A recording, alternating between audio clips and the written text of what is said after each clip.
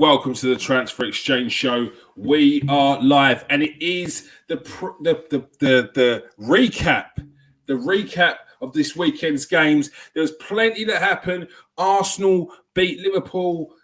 Newcastle absolutely smashed Brentford, and there was a couple of tight draws. And Leicester dropped points again. I'm joined by Steve K. How you doing, Steve? Yeah, I'm good, mate. Looking forward to tonight. No change at the top. A few changes somewhere else, but yeah, it's a really good game for the weekend, mate. Looking forward to it. All right. So you know how this one works. We've got 30 minutes, and as soon as the clock goes, you go. I ask the questions about this weekend's games, and then if anyone's got anything to say in the comment sections, let us know as soon as you can, so we can get that across as well. All right, let's go. Okay, set and start. All right, so first game of the weekend for us was Newcastle versus Brentford. An emphatic win for Newcastle, Steve. Unbeaten in 4 now, 2 wins back to back. The question I'm asking here is, can Newcastle break into Europe this season? They can. I think they can get 6. I think they can get there. I still think the weekend's game wasn't a 5-1. If you look into the goals, there was I think apart from Gamira's goals, I think they give them. I think there was an own goal, and then there was two of them. Two were awful, wasn't they? Mm-hmm. Terrible. But asking you questions. Look, I mean, I think I don't think the top 4, no chance. Yeah, they got a chance of keeping in top, getting into top 6, maybe top 7. We know sometimes top 7's enough to get into Europe, get into the Conference League, something like that. So yeah, they're starting to hit form. Bruno Gamira's, he's a good player. Jacob Murphy's getting in form. Two good players. And Almira again, he scored again. So now they're up there sitting in 6th place. But Brentford sort of give him that game. I think they had a lot of mistakes. They probably would have won the game anyway without the mistakes, but maybe not 5-1. And Brentford, not as sharp as they were looking last season, but still sitting in 11th. Is there any worry? Yeah. And what should they be looking to do this season? I think they'll be looking at round and about where they are now. I think they'll be looking at about 11th. The manager will say it's all about survival, which is normally the remit for what managers say. But I think they've got a better team than that. I think they can get halfway when you've got a when you've got a goal scorer like Tony up front. He's going to help. I mean, he should score 15 goals this season. So they'll be okay. I'm expecting them to finish middle table around there. All right. Next up, we had... Where'd it go? Next up, we had Bournemouth against Leicester City. Leicester City with more troubles and woes. Bournemouth unbeaten in 5 under Gary O'Neill, doing well since Scott is taken over from Scott Parker. Very, very well, very well. I mean, their goal difference is awful, but we all know why that is. I mean, that was because they got hammered by Liverpool 9-0. But I mean, they're sitting 8th in the table, Kieran. I mean, who would have believed it after a couple of the games they had? They really looked terrible, and I mean, I think I was tipping them for relegation at one point early in the season, but. Yeah, I mean, they look good, and Gary O'Neill's come in, and he's getting a tune out of them. Leicester, I said last week I wanted to see better than Forest. A lot of people were getting a bit over the top about Leicester, saying, "Oh, they've gone there, fresh Forest. Maddison was doing this, Maddison was doing that." Well, their top players let them down again this weekend for me. Apart from Patson Daka, who's now scored 3 goals in 4 games. He's probably the only one that can hold his head up high. Not good enough, mate. Not good enough. Star players letting them down again, and now they're sitting at the bottom of the table again. Yeah. So are they preparing themselves for a relegation battle for this season? Then I think so, mate. I don't think they're mentally right. I don't think they're mentally right. I think they'll play. You'll see them play good in some games, and then you'll see them get beat, in others. I'm not a great fan of Maddison. I know a lot of people are. I don't think his attitude. I think he's a player who plays when he likes, and he's not someone you'll get a full season out of. I wouldn't take him to the England squad. I might be wrong. I'll hold my hands up if I'm wrong. But I do watch him. He's got his pink boots on the weekend. I don't know why he's wearing pink boots or any coloured boots for that matter. I'm used to the Adidas three stripe back in the old Hackney Marshes days. But yeah. Going back. I'm going back, aren't I? But no, they're not looking good for me. I can't. I think Rodgers is on the verge, isn't he? I mean, I can't see him being around long. Whether he just walks away or he'll get the sack. But apart from that, on a plus, Patson Daka, 3 goals in 4 games, and another excellent goal from him. All right. Next up, we had Manchester City. And to be fair to one of their predecessors, one of their youngsters in goal, Gavin Bazumu looked actually all right on that day, but still conceded 4, unfortunately. Just too much for Southampton on that day. Yeah, I mean, they battered them. So, I mean, that's I don't think that's too strong a word. I mean, 21 shots, 8 on target, 66% of possession. Unbelievable. Cancelo, what a goal that was. What a player he is. I mean, he's talking about Ireland being not human. I mean, is this geezer human as well? Well, that was my question. Is Cancelo the best left back in the world? I think so. Yeah, I think so. Who we got? Oh, we've got Alphonso Davies. We've got this competition because Alphonso Davies was the talk of the town for the last couple of seasons. Yeah, and we've got is Alaba. He don't seem to be he's playing centre back now, though, isn't he? No, he is. Yeah, he is playing centre back. I don't think there's no doubt. Certainly best wing back in the world without any shadow of a doubt. I mean, the guy's, you could put him on the left wing and play him like we do Martinelli at times. You know what I mean? He's that good. Although I don't think he could do that job as well as Martinelli on a permanent basis. But incredible, mate. World class. But getting any team in the world. And I mean, what a goal! What a fantastic goal. Mm-hmm. I mean, and then you go on again. You talk about De Bruyne broke the assist record. Beat David Silva, and Ireland. We go again. 20 goals already. Incredible, mate. Yeah. His competition, you'd probably say you got is it Mendy at Real Madrid, Alphonso Davies, Robertson, Theo Hernandez.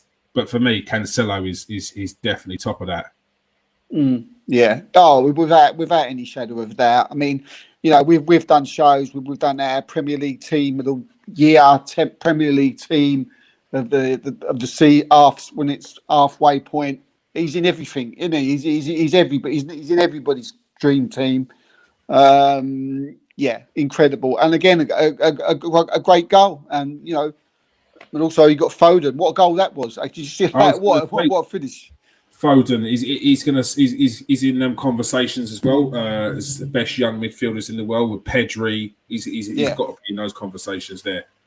Yeah, I'll definitely. He's up there. I mean, at the moment, is there a better team in the world than Man City? I don't think there is, to be honest with you. I think they're the best at this moment in time, the best in the world. I mean, Foden now's coming into his own, isn't he? He's actually becoming, world class. He's getting to that name. Before he was in and out, and Pep was putting him on the bench. But, now he's playing every week. And we're seeing he got a hat-trick last week. He scored that. I thought it was a beautiful goal he scored the weekend. Mm-hmm. But, yeah, incredible. Definitely up there with the best in the world. Definitely. All right, next up, we had a 3-0 victory for Chelsea. Graham Potter looking like he's settling in now. Yeah, 4 out of 4 in all competitions.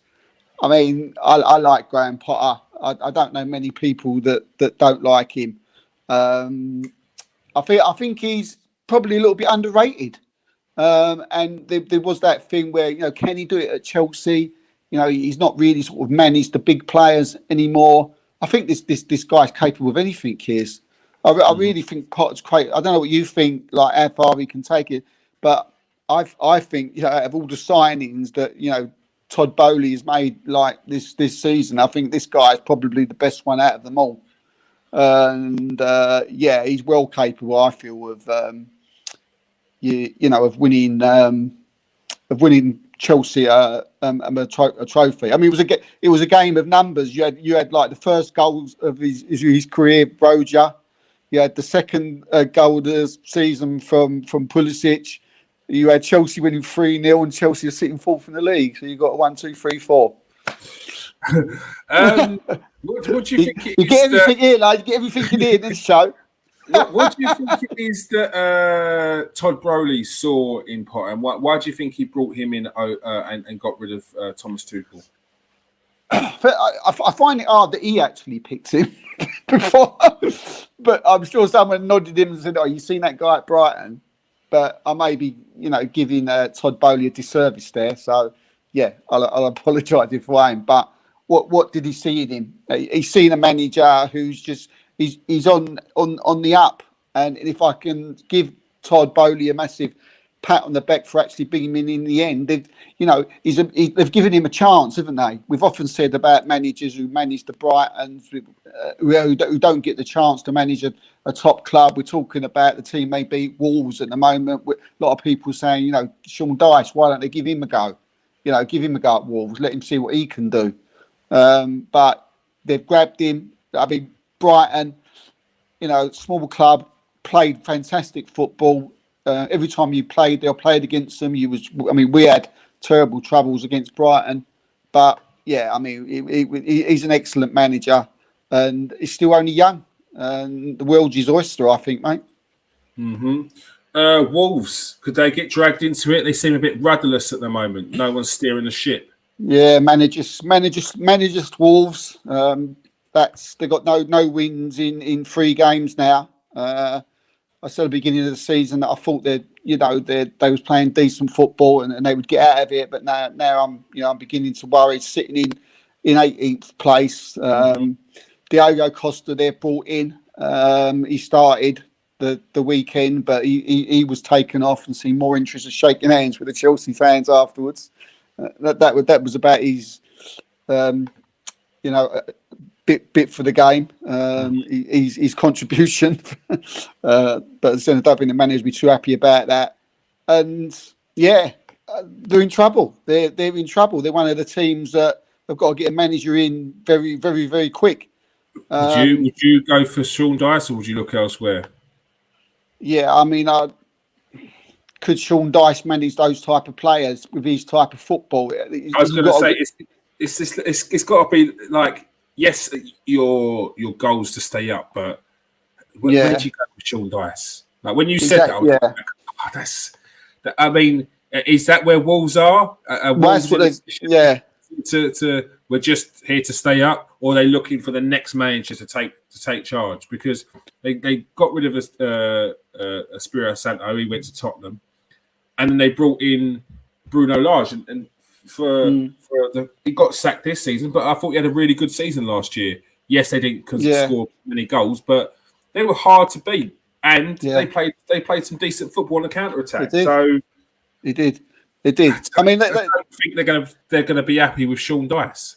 No, I agree. I agree. And I don't think he can play. The Wolves have got a way of playing, and it's not like even if he came in and wanted to change the Wolves' way of playing to keep them up, I don't think he could do that because it's the type of player Wolves have got. They've got that silky smooth passing football, and Burnley weren't nothing like that. They would sit back, hit you on the break with the wingers, with like McNeil and whoever the other guy was in the other wing for them. And that was Burnley and the big guy up front. That Wolves don't play like that, so I don't think he's the right guy. I'd like to see Scott Parker, someone like that, given a go. He likes to play good football. Would he get the chance? I don't think he will, but I like to see that type of manager being brought in. They'll probably bring someone in from abroad in the end. But they better do it soon because look, I mean they missed Ruben Neves on the weekend. I must admit, and also Neto's going to be a great loss. I mean he's probably won't be back until don't know, could be next season after the World Cup, whatever. But yeah, they need to get someone in quick. I mean, that's a bit of a worry, isn't it? Look. I mean, there was links with many clubs this summer. But that was his second. If he's out for the rest of the season, that's his second bad injury in the space of just over a year. So that is a bit worrying. Yeah. That is a bit worrying. Tottenham managed to, although they didn't, they had least possession, least passes. What a poor game this was. This was. And Harry Kane scored in the 22nd minute, and not much happened after that. It was a poor game. It was Roberto De Zebri's first loss. But would he feel hard done by? Do you think he could have got more out of the game? I absolutely think he was done by, and he definitely could have got more out of the game. And I'm not just saying that because I'm a fan of Arsenal. Not at all. I looked at the game. I thought Brighton played really, really well. As you said, they had most of the game. It was a poor game most of the match. Again, it was the last match of the day. So that tells you something. But Spurs just don't look right for me. They really don't. They don't look right. And again, it's Harry Kane. Again, it's just Harry Kane. If this side never had Harry Kane, they'd be 10th, 11th, struggling around there. But no wonder Daniel Levy does all he can to keep him, because I think he knows. Yeah, I thought Spurs struggled at times, and for the fans that go over and watch at the Tottenham Stadium every week, I'd find that really boring. But they won the game and they got 3 points away to Brighton. So yeah, I was going to say Conte's still plugging away, getting results, and he's kept the team within touching distance of the top of the pack as well. So credit to him. He's still the football may not be as exciting as some may thought. But he's getting the points and he's keeping them there, which is the most important thing. Yeah. Next up, we have West Ham versus Fulham, and we had the three striker squad. We had Bowen, we had Scamacca, and Mikel Antonio all scored. And Scamacca, I have to say, very good start of his West Ham career, and scoring some lovely goals as well. Yeah, he's a good player. He's a really good player. It was started out as a couple of subs appearances for them. Managers tend to do that with new signings, don't they? But he's come in, mate. He's smashing it. That's 4 goals in 4 games now. And that's he scored some beautiful goals. And me a couple of weeks ago took him out our fantasy dream team. So that was a good move from me. So I might have to put him back in this week. But 4 goals in 4 games. Fans are screaming at the TV screen saying no. I know. But yeah, I mean they went behind, didn't they? And they come back, and that 2 wins on the bounce now for David Moyes' men. And now they're sitting in 13th. They were struggling at the second at bottom at one time. I think we did a show, but I'd never had any doubts. They've got 2 good players, too many good players to be sitting around that area of the table, and now they're proving it. They're up to 13th, and they're playing some good football. And that's Scamacca. Yeah, he's quality. He's really quality. I haven't seen a whole match live of West Ham this season yet, but I'm looking forward to watching them, and especially that guy, because he's class. He's well class. Yeah, no, he is. And Fulham, look, they've been a bit patchy, but this is to be expected of a team just come up from the Championship, and their goal is to just stay up this season.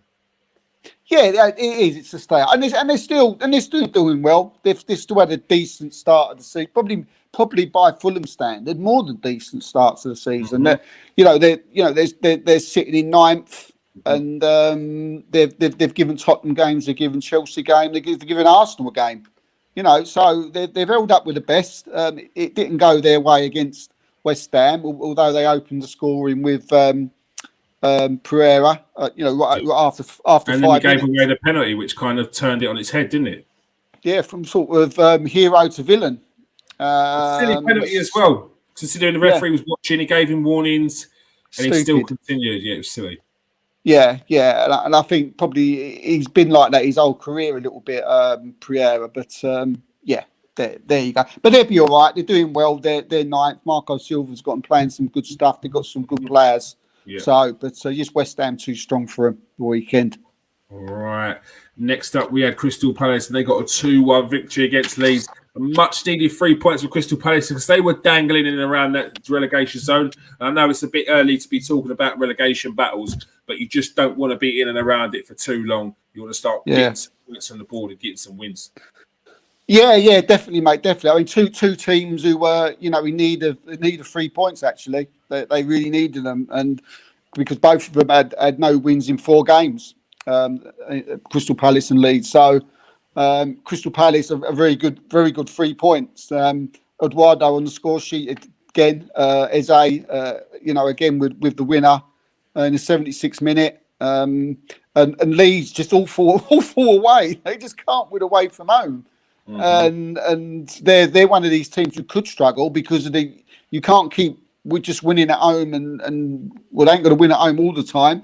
Yeah. I mean, it don't get any easier for them because next week they got Arsenal, so it doesn't get any easier for the team. But yeah, they're all four away. Yeah. But decent. But good. Yeah, Palace, well done. They're in a sort of bit of a false position for me, sitting in 15th. Feels like they should be higher from what I've seen. Yeah. But they've drawn a lot. Good. Yeah, they have been playing well. Yeah. And Leeds, as you were saying, they need to sort out their form. But they've got Leicester away from home after they play Arsenal at home. Then they've got Fulham at home, and then they've got Liverpool away. So 2 games potentially they should be looking to get some points from, especially Leicester in such a poor form, even though it's away from home. But they need to be looking at definite 3 points against, although it's going to be tough against Fulham at home there. Oh yeah, definitely. And they are strong at home. They are strong at home. I mean, Arsenal might be just a step too far, and they might lose that own record against Arsenal because Arsenal are on it at the moment and playing very well. But yeah, Fulham, you know, if they can get that, would be a massive confidence booster. As we said, we just spoke about Fulham. They're doing really, really well this season, and Leicester, we all know what Leicester are doing at the moment. You know, you could go out there, and I think they'll be too strong for Leicester. I think they're intent. Are they at home or away against Leicester? Away from home against Leicester. Away from home. Yeah, well, you know, a bit more difficult. So they'll have to pick up their away form, and they could start it off against Leicester. It'd be a good place to, you put that hoodoo to bed. Yeah, definitely. They need to start winning some games. Next, the big one. Arsenal 3, Liverpool 2. And some pundits saying that if Arsenal can be involved in this title challenge, then so can Liverpool. Are Liverpool still in this season? Can we write them off? Yeah, I think so. I think so. I'm someone who's like doesn't like doesn't like sort of putting my thing in the hat too early by writing off teams. But 14 points now off of Arsenal. If you're forgetting about Man City, I mean, they got them the weekend. I mean, if they get beaten by Man City, it's over. But 14 points, you hear teams coming back from 10 points and 12 points, but 14 points is too much for me. I mean, they're sitting 10th in the league now at the moment, Kieran. They've just 2 wins in 8. 2 wins in 8 games. Liverpool, it's not good. Just with 10 points, and yeah, they just can't seem to get going. And the thing is with Liverpool, though, I think you can look at their team and know why. It's all quite clear to everybody why they're not playing well, and so really Klopp needs to fix that, or get some players back, and then we'll go again. But at the moment, they're looking like they'll struggle for Champions League at the minute if they don't sort themselves out. Yeah, and it looks like Trent may be out for a little while. But Trent and Virgil van Dijk getting a lot of stick recently. Fair criticism? Yeah. I mean, they are. Look, I mean, Trent Alexander-Arnold and Virgil van Dijk, is fair criticism because of what they've done over the last 5 years, because they've been two of the world's best, over the last 5 years, the pair of them. So, yeah, it's unfair to criticise them when you think what they've done. Is it fair to criticise them this season so far? It certainly is. They're just not the same players. Trent. I don't know if it's Trent's form suffering because of Van Dijk's form, or vice versa, or Trent's form suffering because of the other way round. It could be because we all know that Trent's not the best at defending at the best of time, but we've always known that. He still gets forward. He still does that job. So is it Van Dijk's the man who people should be looking at, to sort of call out a little bit more? Because, he doesn't seem to get called out as much as Trent Alexander-Arnold. Because to me, he's always been dodgy defensively. And we've always known that. So I think it's Van Dijk who's had the drop. But they deserve to be. But it was a good win for Arsenal anyway. But they need to back up quick. And quickly on Arsenal's contract situation with the three superstars at the moment, they've got to make sure they sign them up, don't they? Yeah, they have. I mean, Saka, Martinelli, and Saliba.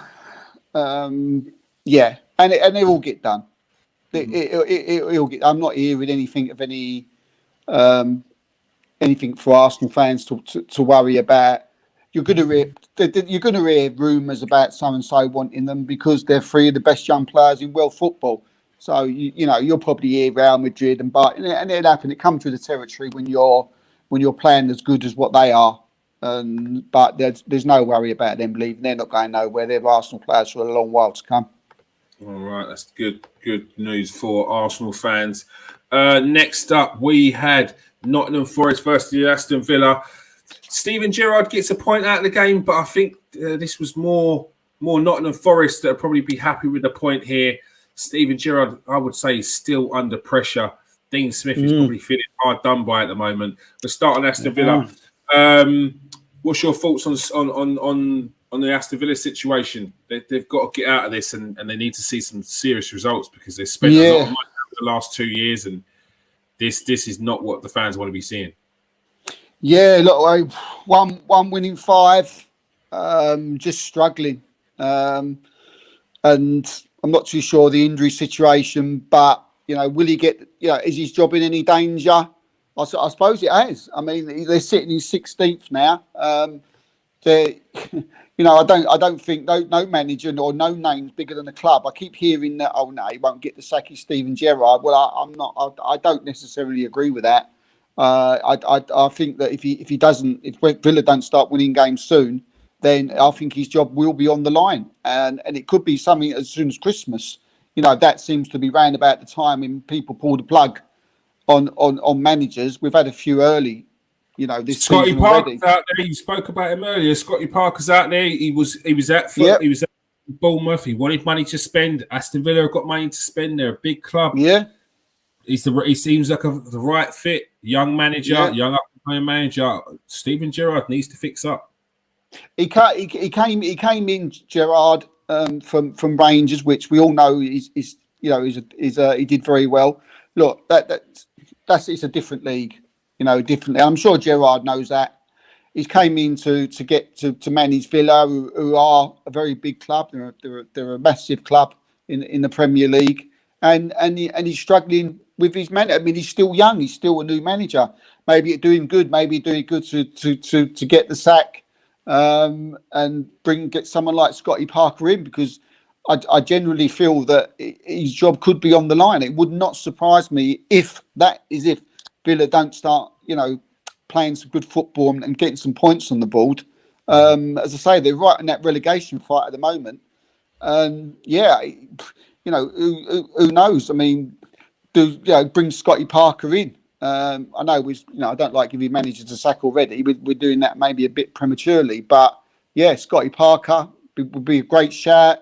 And then maybe Steven Gerrard could go to Wolves, something like that. Help them out. But and everyone's happy then, aren't they, in the garden? Then everyone's still in the job.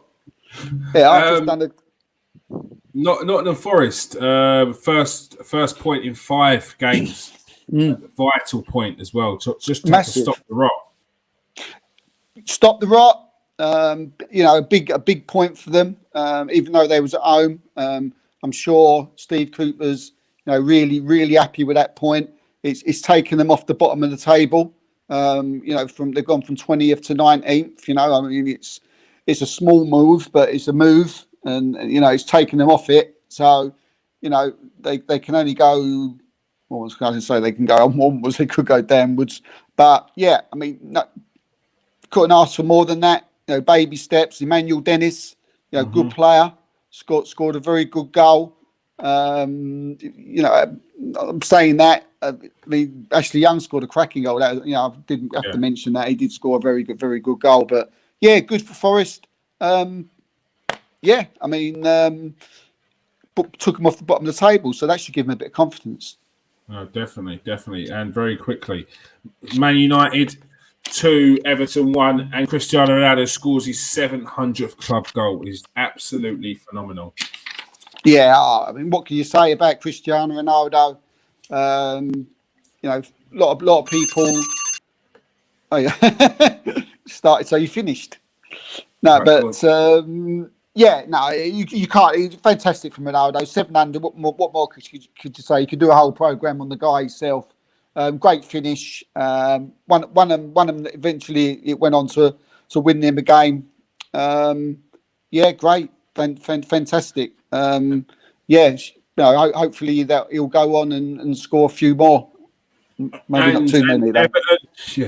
And Everton, a minor blip, but I have to say, Alex Iwobi looking good for Everton at the moment. Alex Iwobi is looking good, isn't he? He's powerful, pacey. Yeah, not so wasteful on the ball, which was Iwobi's sort of like something that we always used to moan about, as Arsenal fans. Oh, he gives the ball away again. He's passed the ball. He's passed the ball. But Everton, look, since Lampard's come in, he's improved him immensely. And what a goal! What a fantastic goal. So big up to Alex Iwobi. Everton sitting in 12th. So again, they're still doing all right. They'll probably be up and down around that area for the rest of the season. But they've been on a good run. They haven't lost in 6. They've lost one here to Manchester United. It was deserved win in the end. Tottenham, Newcastle, and Crystal Palace next. Yeah. But and to be fair, they put Man United on the back foot in the second half, and was probably unlucky not to get an equaliser. So they're okay. All right, that is all we have time for. Thank you very much for Stephen in the comment section. Let's go for a couple of your comments before we go. He says Madison can't keep them up alone. No one else seems up for it at Leicester. Stephen mentioned Patterson Daka scored. Is it 4 and 4 now? 3 and 4? 3 and 4, yeah. 3 and 4, so that's good of him. I think he'll be going to do well at Chelsea next season. Chelsea will be one to watch. Now they are, and I feel like Brody did bring him in for the long term, not necessarily for the short term. And he's doing it at the moment as well. So good luck to Graham Potter, but not too good luck because I'm an Arsenal fan, as you all know. All right. Thank you for joining us tonight, Steve. Yeah. Cheers, mate. Thank you. And thanks everyone else who has joined us tonight. Make sure you press that like and subscribe. Make sure if you are new to the show, you press that subscribe button. If you are a regular, press that like and press that share button. Peace out, people. Stay safe and wash your hands.